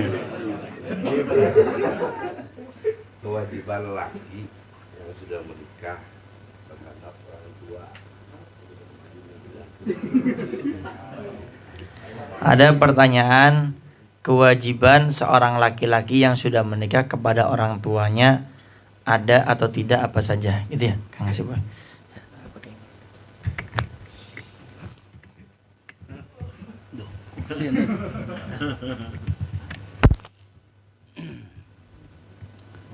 Yang ditanyakan kewajiban itu kan banyak ya. Apa mengambil hati, apa nafkah ya. Kalau nafkah ya kan istri dulu ya. Kalau nafkah kan istri dulu. Istri dulu ada lebihnya baru ke orang tua. Itu kalau masalah nafkah. Kalau masalah luar nafkah kayak penghormatan, pengabdian, ngikuti, itu orang tua dulu.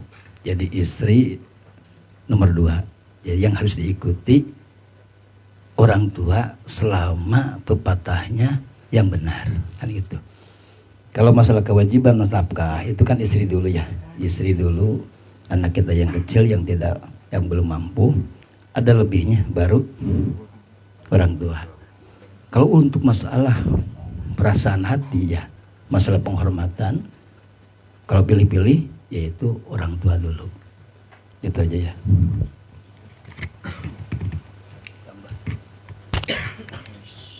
Tambahan.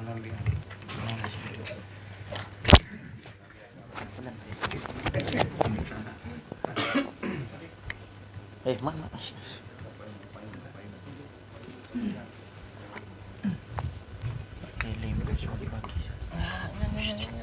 Oh, saya bertanya saya. Jawab dulu, pertanyaan nggak boleh. Jawab. Assalamualaikum warahmatullahi wabarakatuh. Izin bertanya, Kang. Isya, nanya. Nggak boleh. Tadi. Jawaban sudah cukup. Pertanyaan saya. Saya nambah ini. Jima yaumul qiyamah. Sekedik. Bukan bertanya, menjawab pertanyaan. Oh gitu. Sudah cukup dari Kang Haji Mul tadi. Udah cukup. Ya, pertanyaan juga saya lupa lagi, Bib. Jadi udah cukup, saya taslim dengan Kang Haji Mul bahwasanya untuk masalah nafkah itu sesuai dengan Kutubul Fikhi disebutkan bahwasanya yang diprioritaskan adalah istri. Karena kalau istri yang taat kepada suami, kalau sewaktu-waktu enggak dikasih nafkah, maka itu jadi utang. Itu jatuhnya jadi utang. Tapi kalau kepada orang tua itu enggak jadi utang. Cuman kalau memang dia mengabaikan kewajiban dia nafkah kepada orang tua, itu dosa hukumnya, tapi tidak jadi utang. Tapi kalau kepada istri itu jatuhnya jadi utang, sehingga kalau seumpamanya ada seorang suami yang meninggalkan istrinya ke kota umpamanya, kemudian istrinya ya kelabakan, nggak punya untuk makan, untuk apa, dia boleh hukumnya untuk ngutang atas nama suaminya. Menawi itu Kang Haji Mul. Cuman untuk masalah betul yang untuk masalah perasaan itu tetap orang tua. Hatta seumpamanya ada satu keterangan yang menyebutkan bahwasanya seumpamanya orang tua dengan entah dengan apa, dalih apa, kemudian dia itu menyuruh kepada anaknya untuk menceraikan istrinya, dinapaitna gitu, Bib. Dinapaitna, maka ketika dia ingin jadi anak yang berbakti, dia ceraikan istrinya, walaupun dengan proses tadi ayat tahakamu dan yang lainnya. Jadi diproses dulu gitu permasalahan sampai mana. Tapi ketika ujung-ujungnya nggak bisa, kemudian orang tuanya kekeh dia, pokoknya kamu harus cerai, harus kamu cerai. Nah, maka sebagai anak yang baik, anak yang soleh, itu dia dinapaitna gitu, ceraikan istrinya. Dan insya Allah nanti kalau menceraikan istri dikarenakan orang tua, diganti yang lebih baik, Bib. Jadi di-upgrade gitu. Insya Allah. Peremajaan gitu. Tapi nggak sampai insya Allah. Kalaupun seumpamanya nyuruh cerai, jangan langsung diikuti gitu. Jangan langsung diikuti. Tapi kalau umpamanya udah 5 tahun, kekeh ya nyuruh cerai umpamanya. Ya sebagai anak yang baik, wayahna gitu. Wallahu a'lam bishawab. Baik, tadi siapa mau nanya? Fadhil. Assalamualaikum warahmatullahi wabarakatuh. Ada studi kasus ya. Ada kasus ya, Bib. Ini dari kisah nyata.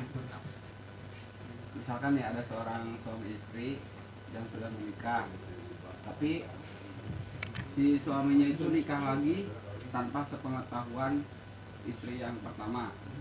Gitu.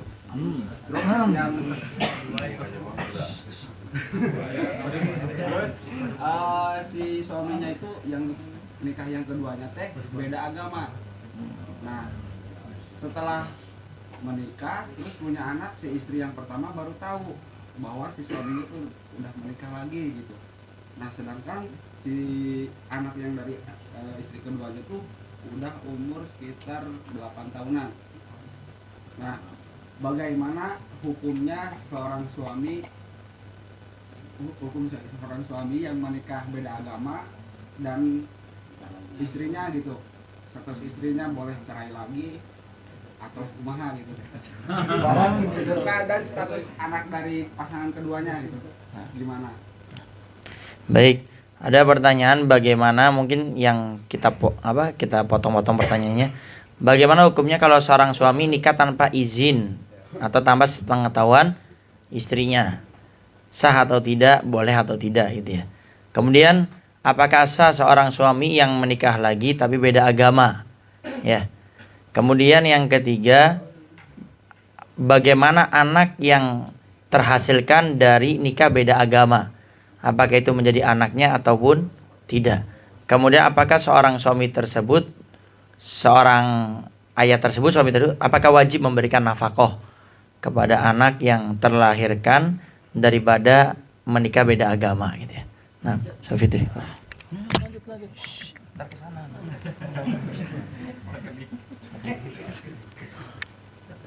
Terima kasih. Yang pertama, hukumnya suami menikah lagi ya tanpa seizin daripada, bukan tanpa seizin, tanpa sepengetahuan ya, tanpa sepengetahuan daripada istri yang pertama. Yang namanya menikah itu suami tidak harus ada izin dari istri. Satu. Kan sudah antum ini belum.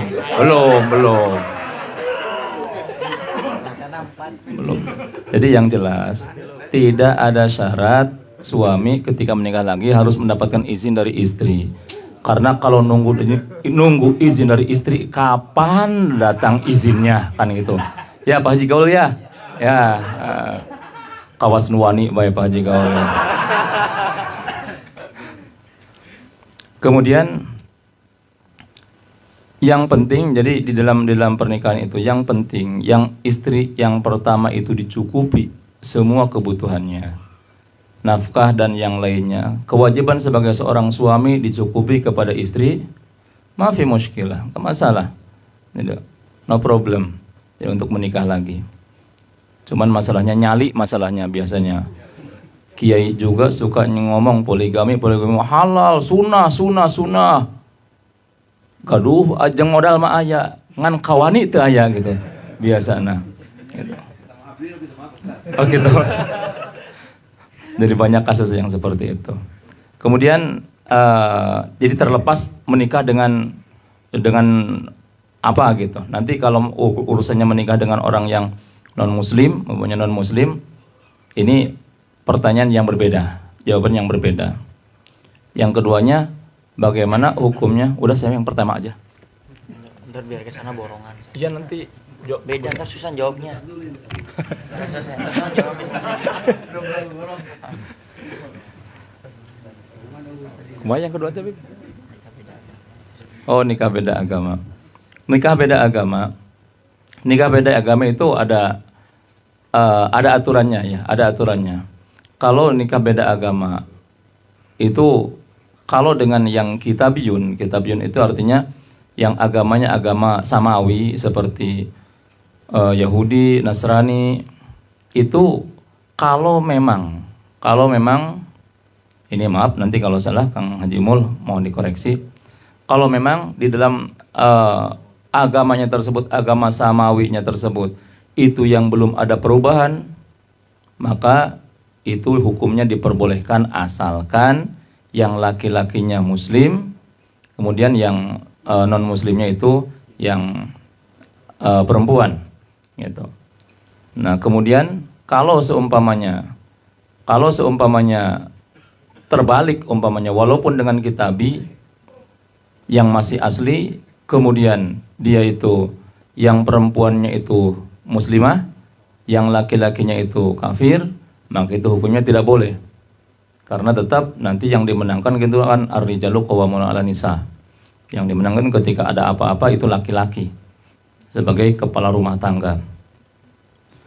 Kemudian anak dari hasil pernikahan tersebut, kalau pernikahannya pernikahan yang sah, maka anak tersebut ikut kepada yang lebih mulia secara agama. Yang lebih mulia secara agama di sini yaitu ikut kepada bapaknya, berarti dalam kasus tersebut ikut kepada bapaknya berarti anaknya itu dihukumi muslim. Jadi jangan diserahkan kepada anak. Terserah anak saya mau ikut bapaknya apa mau ikut ibunya, jangan seperti itu. Karena ini tanggung jawab. Ini tanggung jawab. Jadi sebagai kepala keluarga itu harus punya prinsip, karena dia yang akan diminta pertanggungjawaban di hadapan Allah Subhanahu wa taala. Ya, harus bawa anaknya itu dibawa muslim. Tanpa dibawa muslim itu juga sebetulnya anak tersebut ikut kepada nasab yang mulia, yaitu kepada agama Islam. Itu saja nanti dari Kang Nur.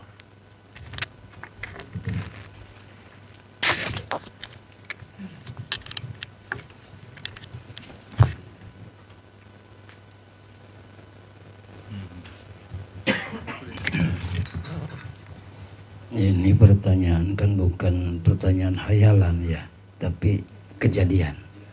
Nah, ini yang ditanyakan yang non Islam itu Islam yang dari ADS Madrais atau gimana?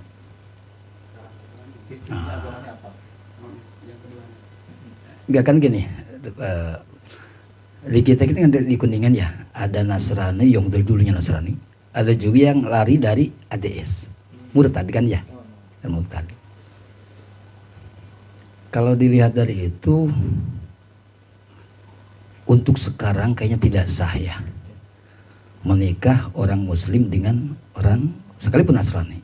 Apalagi Nasrani itu kan Nabi Isa itu untuk Israel, ya, bukan untuk seluruh kan, untuk Israel. Kalau tidak sah pernikahan ya termasuknya kan zina ya. Jadi anaknya juga tidak punya nasab kan, nasabnya cuma pada ibu aja.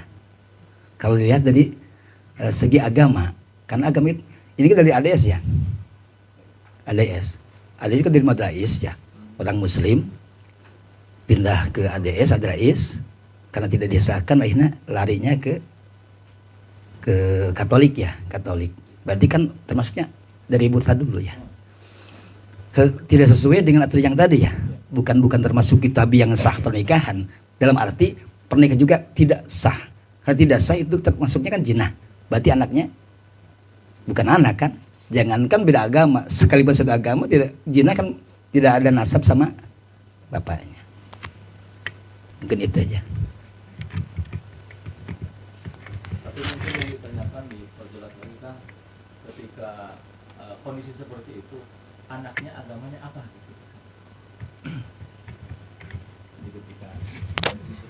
Nah, kan gini, tadi kalau nikah yang sah ya, ikut yang mulia. Ya, kalau bapaknya muslim, yang muslim ya, pokoknya salah satu daripada orang tuanya yang muslim itu dihukumi muslim. Nah, sementara kan ada nasab. Ya, kalau ini kan tidak ada nasab, jadi tidak diikutkan agamanya. Karena diikut agamanya, diikutkan karena ada nasab itu kan. Sementara ini kan tidak ada nasab. Mungkin barangkali ada.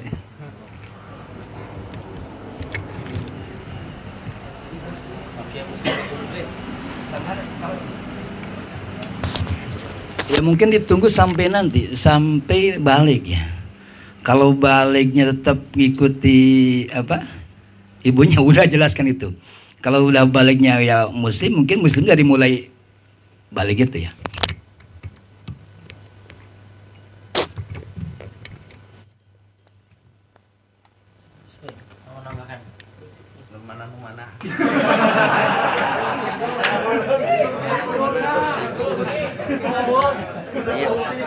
Iya, pertanyaan mana yo? Jawab. Nasab mana? Jadi kira tadi ayah non emburan cina ayah hari kiamat cina patah sagrau sunah gitunya ditah kawin deui gitu.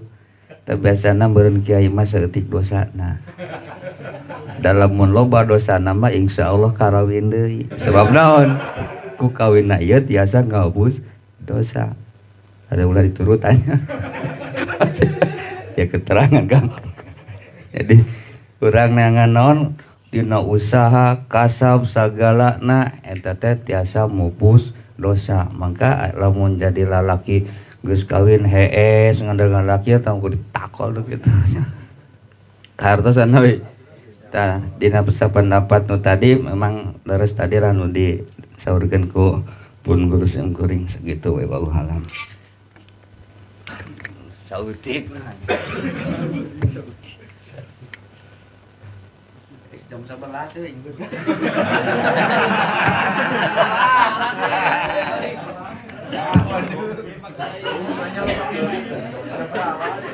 Baik, tentang masalah seorang suami nikah tanpa sepengetahuan daripada istrinya. Tadi sudah dibahas panjang lebar, intinya diperbolehkan. Tapi yang perlu diingat, di sini jangan jadi akhirnya permainan di sini.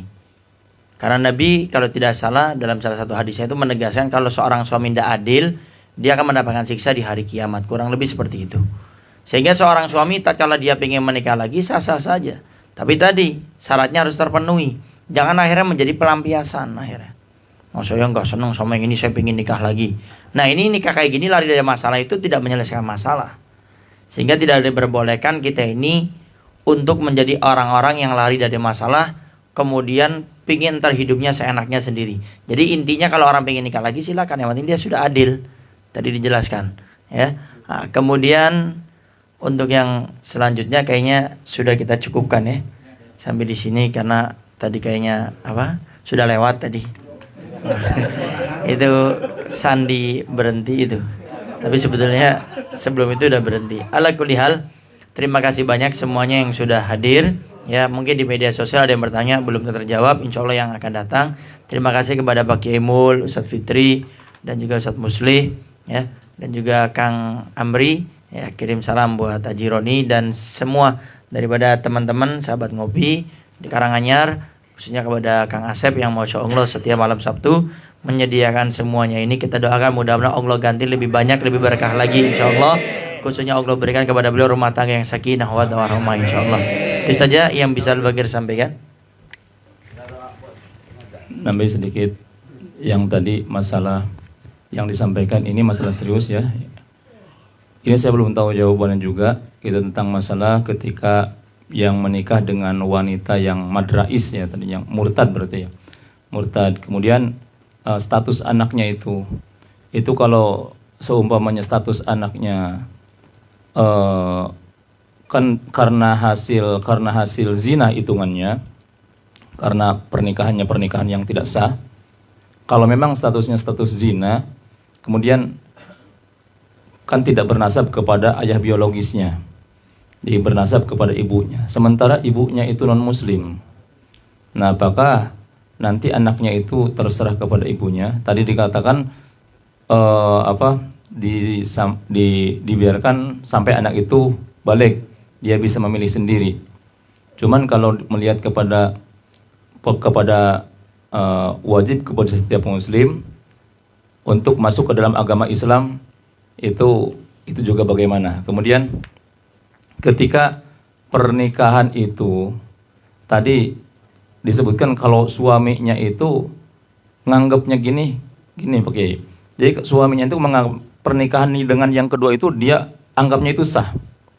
Dia itu menganggapnya itu sah karena mungkin secara kenegaraan mungkin pernikahan itu sah. Dan dia orang awam.